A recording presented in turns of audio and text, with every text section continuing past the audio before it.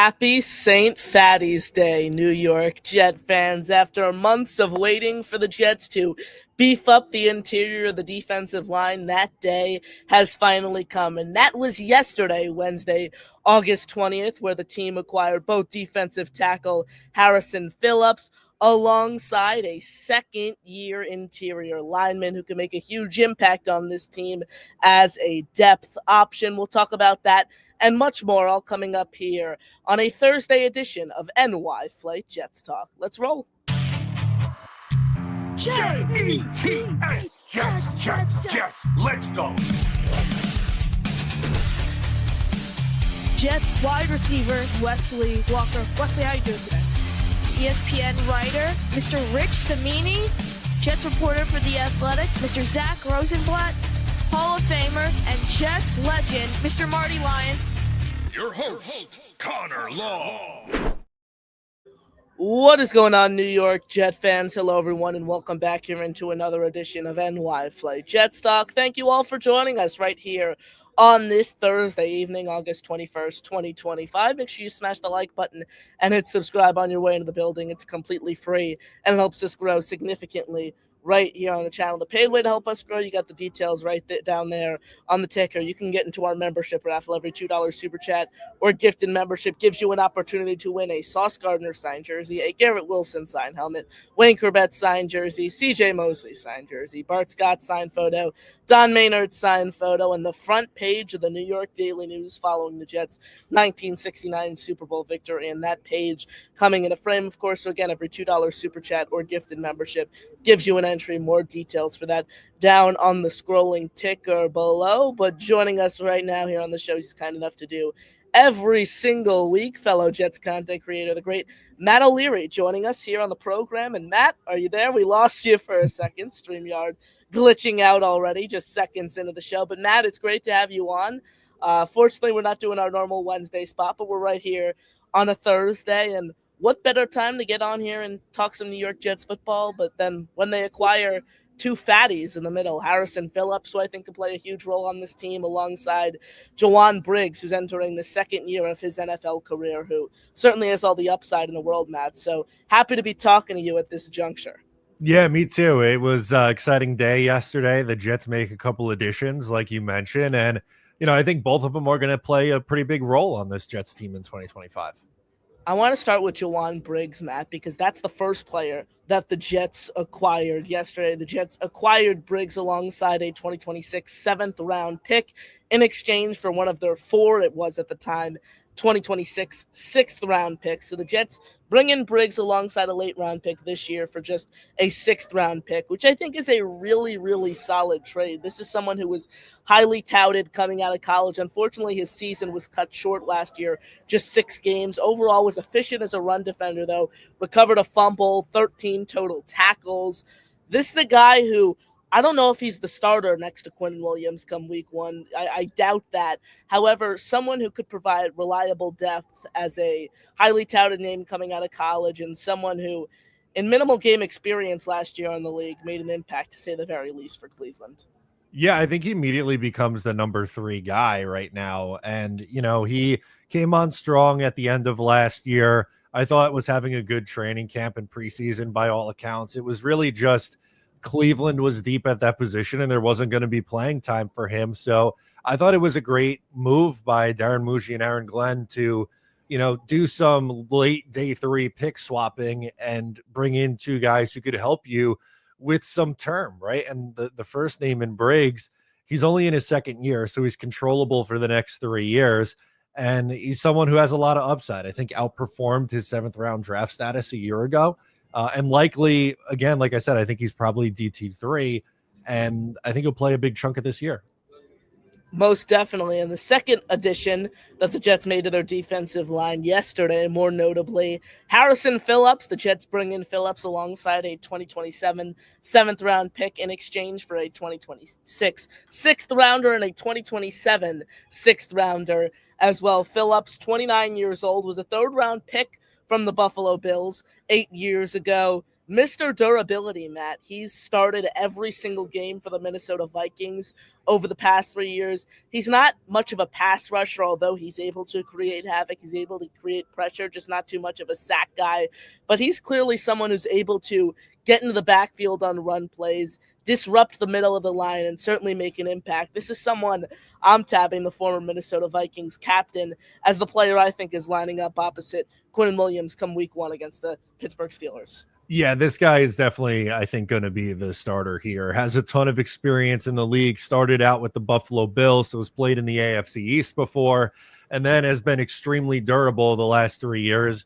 A defensive captain for the Minnesota Vikings. I don't think anyone will confuse him for a star in this league, but I think he's a solid player who should fill in and complement Quinnen Williams really nicely, because Quinnen, yes, he's decent against the run, but he's more of a pass rusher, and where you have, this new addition come in, I think is really going to help in the run game and free up the linebacking room to run around and make plays. And in the corresponding move, Matt, after both of these trades, the Jets have released interior defensive lineman Darren Mougey, a former second-round pick by the Washington Commanders in 2022. Obviously, a lot of talent with that high draft pedigree coming out of Alabama, but things just seemingly haven't clicked at the NFL level. He's dealt with a ton of injuries. When he's on the field, he hasn't been what Washington truly expected him at the time of them drafting him in just 2022. He had a quarterback hit last week against the Giants, but he happens to be the odd man out right out of the gate, getting released ahead of cut-down day. Matt, what's next on the interior of the defensive line? Whose head is going to roll next? Is it Derek Nottie? Because that seems to be the popular choice among the fan base. Yeah, I do think it's going to be Nottie, and just because I unfortunately haven't seen anything really from him this, whether, going back to OTAs, mini camp, into training camp, and now preseason games, he just looks done, which is unfortunate, right? Like, they signed him in free agency to help fill a role as a run stopper, but what I'm happy with is the Jets didn't double down on it and go, all right, this is the guy that we signed. We're just going to have to deal with it. They then pivoted and tried to get an improvement, which I think they did. So Nottie, I definitely think is the next guy to go. How many interior defensive linemen do they roll with, Matt? Because even if you do get rid of Nottie, someone I haven't had on my 53-man roster now 2 weeks in a row, you have Quinnen Williams, you have Harrison Phillips, you have obviously Jawan Briggs. That kind of leaves 2 spots left on the interior. Byron Cowart was the favorite to be the defensive tackle, too, ahead of his ankle injury. Leonard Taylor III is a roster lock. J2 Fele, someone who has caught the eye of the fan base throughout practice and the preseason alongside the coaching staff. How do the Jets kind of handle this position group ahead of cutdown day, which is on Tuesday? It's not, a long time away. This is something that is less than a week away. Jets' final preseason game obviously coming tomorrow night against the Philadelphia Eagles. How many interior defensive linemen do they roll with, and who are those guys, Matt? Yeah, I think, the ones that you rattled off there make a lot of sense. I think Cowart, with his injury, maybe they try to put him on short-term IR, and then that kind of gives you a little bit to figure it out, and you could keep both Tufele and Leonard Taylor. I think that would be my prediction for now, is that Cowart starts, on the short-term IR, and that's how they go about doing this. But it makes it a little bit more challenging now with these 2 bodies, and there is a world where fans are disappointed if one of Tufele or LT3 doesn't make the roster. It would be tough, but hard to be upset with the additions that they made. And, that would just be a result of them improving the interior defensive line position. Certainly, and I don't want to move on from J2 Fele nor Leonard Taylor III, but you simply can't move on from Taylor. This is someone who came in as an undrafted free agent last year, outplayed expectations, and when you look at the tape, someone who showed a lot of upside, a lot of promise as a pass rusher, as that maybe not guy who can line up opposite of Quinnen, but that other 3 tech who can come in and give you rotational snaps when Quinnen needs a rest. I think moving on from Taylor III, Matt, would be a huge mistake for this regime.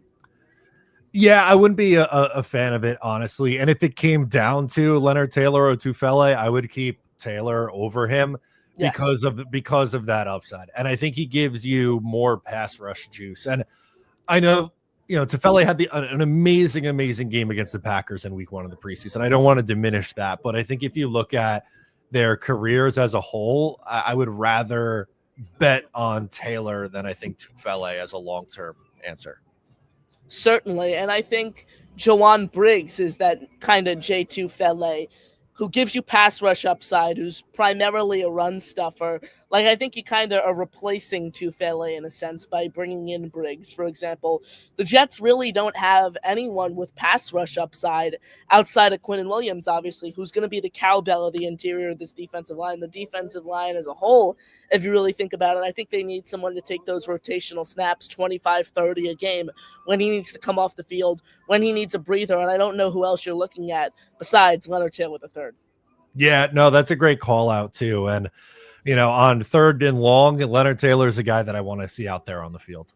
Most definitely. You want to see Will, you want to see Jermaine on the edge, and then you want to see Quinnen and LT3 on the interior of the line. You're creating pressure, you're creating havoc on all 4 spots of the defensive line. So that's certainly also a great mention by you there as well. Matt, I was perusing around NFL.com today. I was looking down on their cut candidates, their surprise cut candidates, and a name that caught my eye was wide receiver Tim Patrick, someone the Jets were heavily linked to this offseason, ultimately re-signed with the Detroit Lions. Is he a potential Allen Lazard replacement on this team, Matt? Would you be okay with the Jets trying to pick up Tim Patrick post-cutdown day if he's on the open market? Yeah, I don't hate it, especially because I do think they're a little bit weaker at wide receiver. And obviously, I don't think Tim Patrick's the guy that he was pre-injuries. A torn ACL into a torn Achilles is tough. And then, had 394 yards and 3 touchdowns last year, which is, fine for the role that he was in Detroit further down the depth chart, but at least just adds another professional receiver to this room that desperately needs one. I'm going to throw you one, Matt. Quentin Skinner or Tim Patrick? Who are you prioritizing? I guess Tim Patrick, just because he's a little bit more proven again, and then you can maybe keep Pritchett as your special team guy, your returner, and your upside. I think it's just tough to keep that many UDFAs or former UDFAs at the position when you have a veteran who you could potentially add with a higher floor for sure. Interesting. Tim Patrick's intriguing because you think of Allen Lazard when you see his numbers. You think of him as an Allen Lazard upgrade. But haven't we truly said the same thing about Josh Reynolds this whole offseason? Blocking receiver who gives you upside. He's a pass catcher who's familiar with the scheme. I don't think it makes sense, per se, for this team to double dip in the Tim Patrick, Josh Reynolds category when a lot of them have similar strengths. Personally, I'd rather roll the dice on a guy like Skinner, who clearly has showed his lanky downfield ability, averaged over 20 yards of reception at Kansas. We saw that crazy touchdown grab against the Giants. He's able to climb the ladder. He's able to come down with those 50-50 jump balls.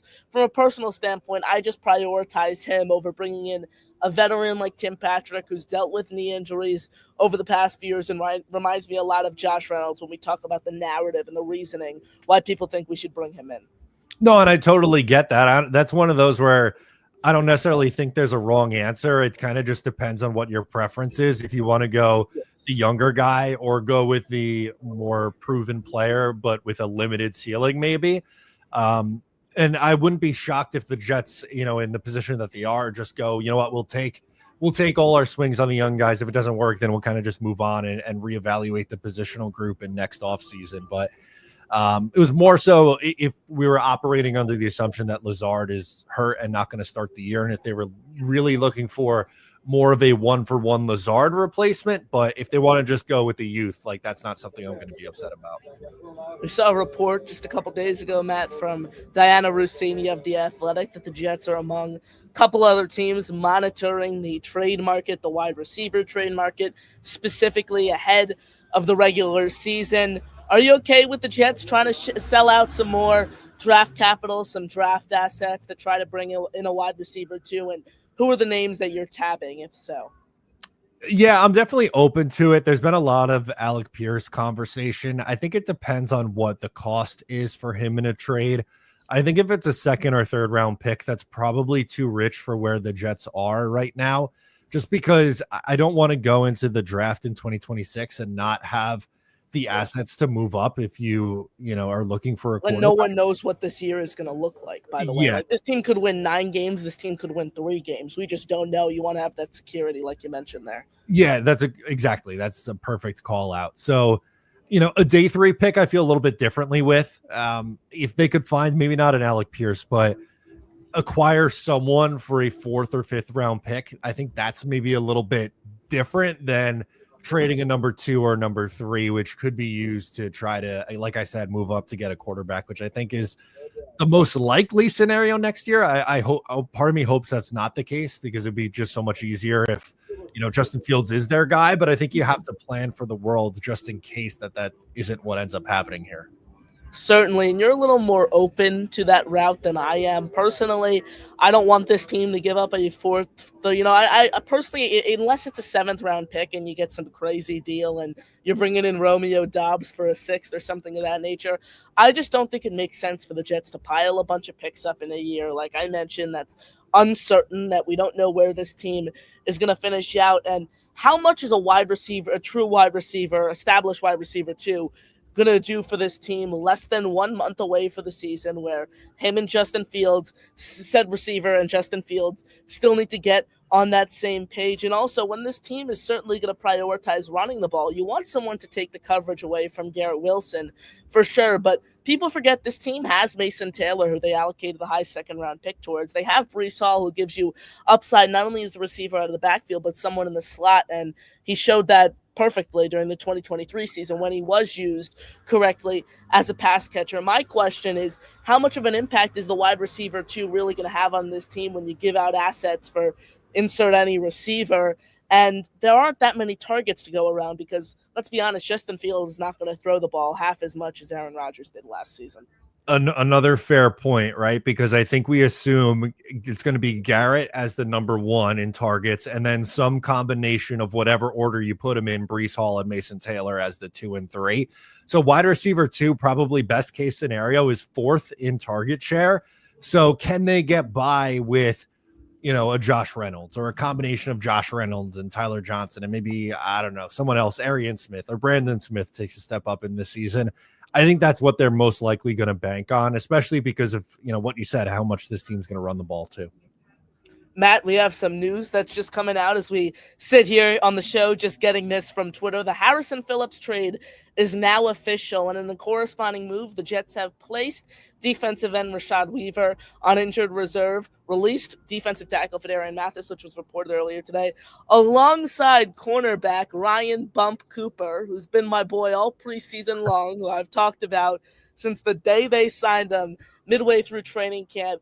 Matt, replacing Rashad Weaver on injured reserve short-term IR here certainly opens up a lot of flexibility, whether you talk about adding another defensive tackle, carrying potentially 6 defensive tackles to open the year, or just carrying an extra edge. It just gives the Jets so much more flexibility when it comes from how many defensive linemen do you want to carry, ranging anywhere from 9 to 11. So that certainly gives the Jets a lot of flexibility. When it comes to my guy Bump Cooper, I think they could have made a different move ahead of cutdown day instead of moving on from Cooper, someone who has outplayed all of his expectations, to be completely honest, this preseason, and has set a ceiling high for himself in coverage alongside providing value on special teams. But the main storyline here, obviously, Rashad Weaver. I think this gives the Jets so much added flexibility ahead of cutdown day.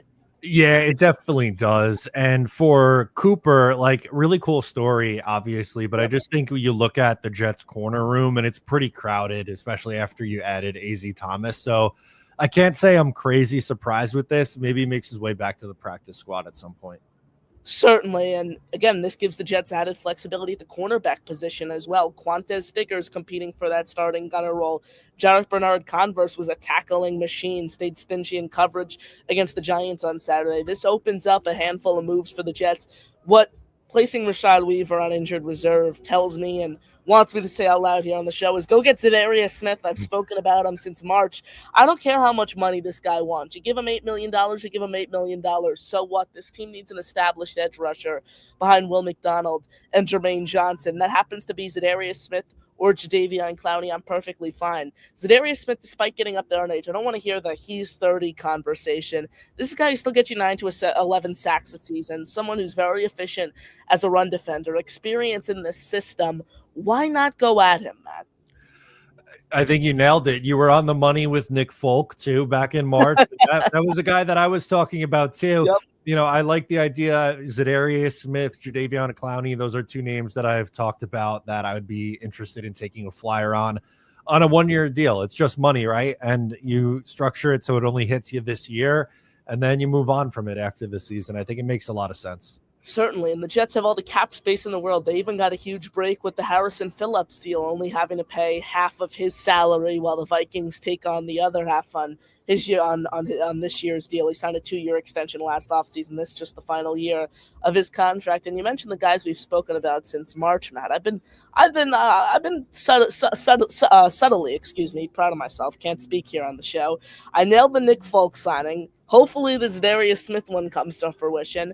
And then I was writing about Jamal Pritchett, Quentin Skinner, and Brady Cook, all three of those guys in May. May 1st is when I spoke about those three guys initially, alongside Dean Clark, who had a great game Saturday. So if we can just get that Brady Cook stock up a little bit, I'm almost batting 1,000 this summer. Yeah, you are on the money so far. So I don't know if Darren Mougey maybe has his ear to the ground on the Connor Long article and YouTube channel, but it seems that way right now.